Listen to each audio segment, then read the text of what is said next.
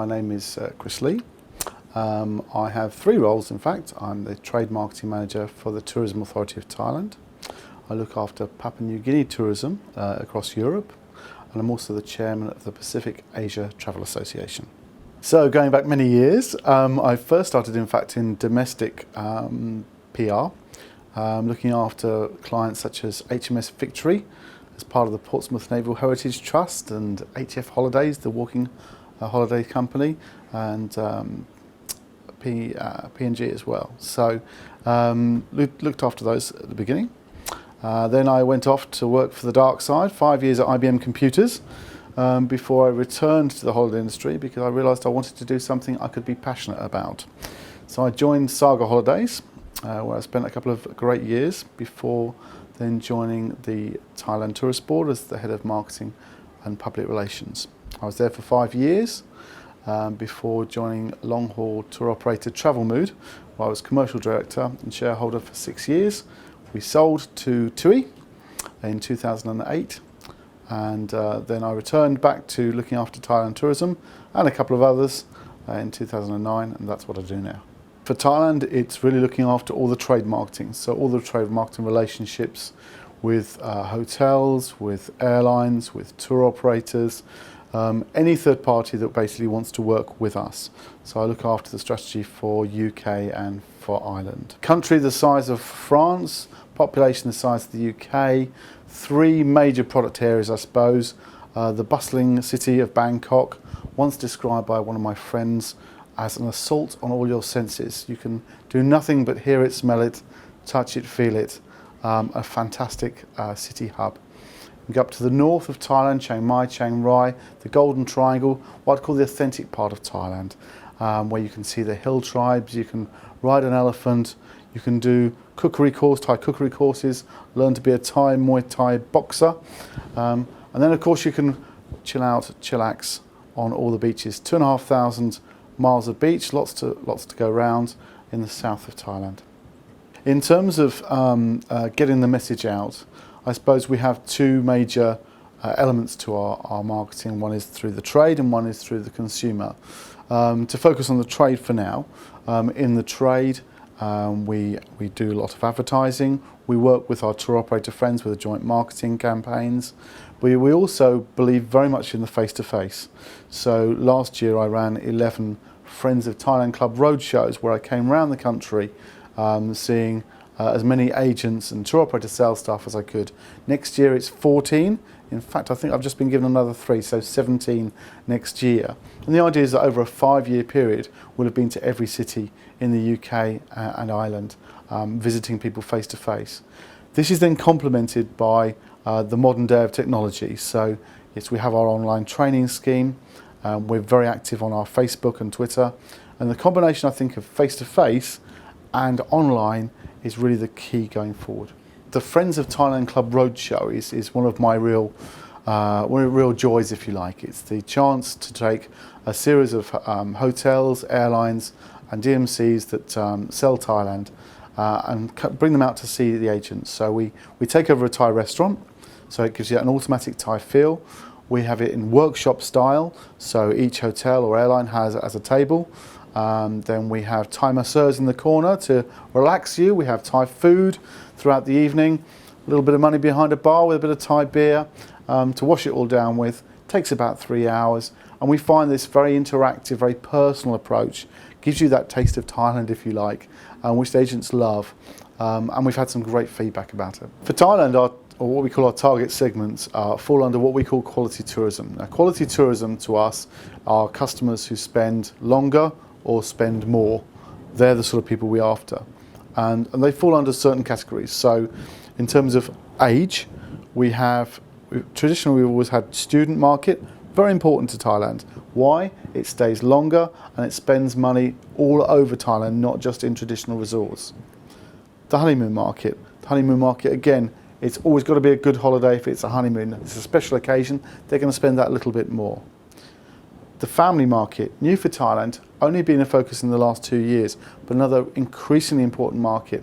as people who've backpacked or seen Thailand when they were younger, now having children, wanting to take them to somewhere more exotic than perhaps the more traditional Europes or Disneylands. And then the post-family market, still our strongest market, the Silver Surfer, that over 50s market still getting bigger and bigger as the size of the population. So that's it in terms of age profile. In terms of interests, we're very much focused on growing key niche markets. So they are honeymoon, wellness and spa, golf tourism. Golf tourism, again, very high spend, smaller numbers, but definitely high spend. They're the sort of key markets we're after. The drive to put everything on a social media platform is certainly very important, but I'm a great believer in not losing the elements of what inspires a customer. Certainly for us, putting out any adverts saying Thailand is $499, $599 for X number of nights, that's not what we're all about. We must inspire the customer.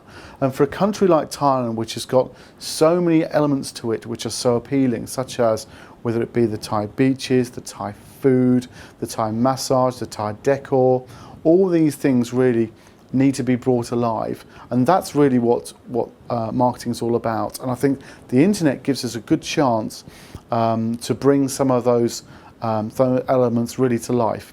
Give you a good example. This year we launched our first ever YouTube TV channel. Really passionate about this. We took 2 film crews, we sent them around Thailand, filming not 20-minute long destination videos which send you to sleep and normally have an American voice in the background singing. No, this was usable footage. This is 2 to 3 minute edits, 26 of them in fact, which are held on YouTube, which can be used either by the consumer to see what do they want to see, or it can be used by our trade partners in all their online marketing. This snippet, edit, sort of approach, I think is very important in bringing that destination alive and bringing it through the things like the Facebook and Twitters as distribution.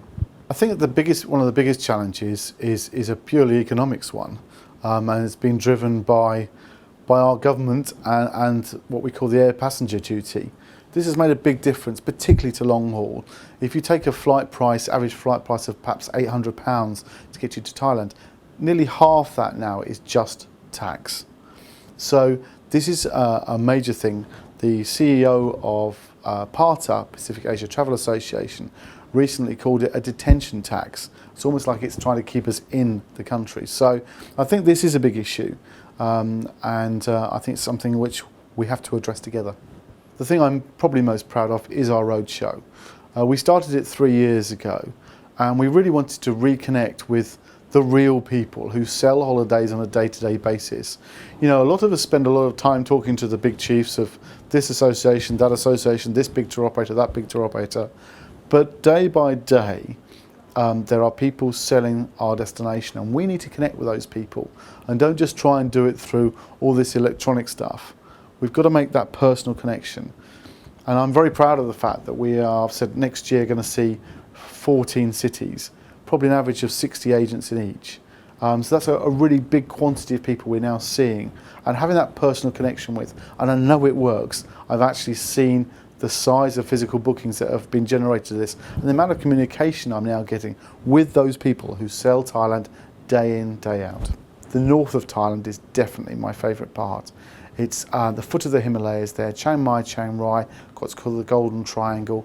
It's where you can really experience get under the skin of the destination, if you like, whether it be through the cookery course or seeing the elephants and playing with them, and or you can be a mahout for the day, which are the guys that drive the elephant. That sort of interactive experience is best found in the north. And the best thing of all, a place called, in Chiang Mai, there's a food called sayua. It's like a Chiang Mai sausage. You've got garlic, lemongrass, ginger, chilies, a food explosion. You must try it sometime. In terms of events in Thailand, there's one thing that's always stuck out for me. One of the great things about a lot of countries are their festivals. A festival will give you a chance to really interact with the culture of that country. For Thailand, the most interesting festival I've ever been to was definitely the Rocket Festival in Yasathon. So many years ago when I first started promoting Thailand and taking a press trip out there, I looked at this little calendar of events and thought, oh, this looks quite interesting. It was a festival called the Rocket Festival. I thought it was a bit like a firework display, if you like. I was a bit wrong about that. When we got there, in fact, these rockets were the size of houses, and one village from each region of northeastern Thailand would build their own rocket, send it up into the sky. The one that stays up the longest wins. It was absolute chaos, but it was fantastic chaos. Imagine 40,000 people there. There were 8 foreigners and 39,992 Thai people. What an experience. And that sort of thing, that's what makes life special, and they're special memories which those journalists and I still talk about today. That was 10 years ago.